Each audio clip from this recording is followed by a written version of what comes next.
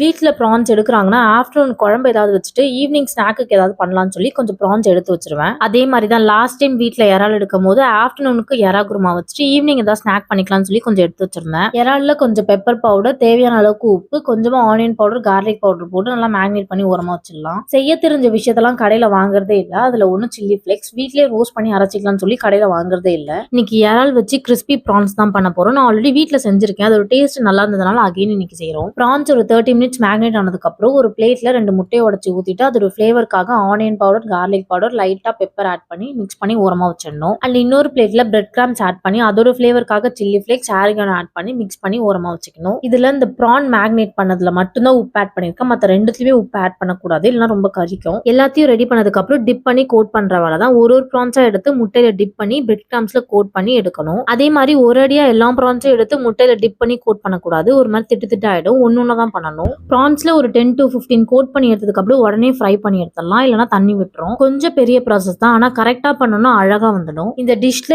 ஈஸியான ஸ்டெப்பே இந்த ப்ரான்ஸை ஃப்ரை பண்ணி எடுக்கிறது தான். பிரெட் கிராம்ஸ் கோல்டன் கலர் ஆனா போதும், உள்ள இருக்க ப்ரான்ஸும் கரெக்டான டெக்ஸ்சர்ல குக் ஆயிருக்கும். ப்ரான்க்கு ஒரு ஈஸியான டிப்பும் பார்த்திருந்தேன். பாயில் பண்ண எக் ஒரு பவுல்ல கிரேட்டட் பண்ணிட்டு அதுல கார்லிக், கேப்சிகம், கொரியாண்டர் நான் ஆட் பண்ணிருக்கேன். கேப்சிகம் வந்து ஆப்ஷனல் தான். ஃபிளேவருக்கு 1/2 ஸ்பூன் அளவுக்கு சில்லி ஃபிளேக்ஸ் ஆரியானும், கிரீமி டெக்ஸ்சருக்கு மயோனைஸ், ஸ்பைசஸ்க்கு லைட்டா செஸ்வான் சட்னி ஆட் பண்ணி நல்லா மிக்ஸ் பண்ணிக்க வேண்டாம். அவ்வளவுதான், டிப் ரெடி. ஆக்சுவலா இந்த மிக்சரை வந்து நம்ம பிரெட் கூட யூஸ் பண்ணிக்கலாம். அவ்வளவு டேஸ்டா இருந்தது கூட சாப்பிடும் போது. அம்மா அப்படியே அன்னைய டின்னருக்கு சப்பாத்தியும் தாலும் வச்சிருந்தாங்க.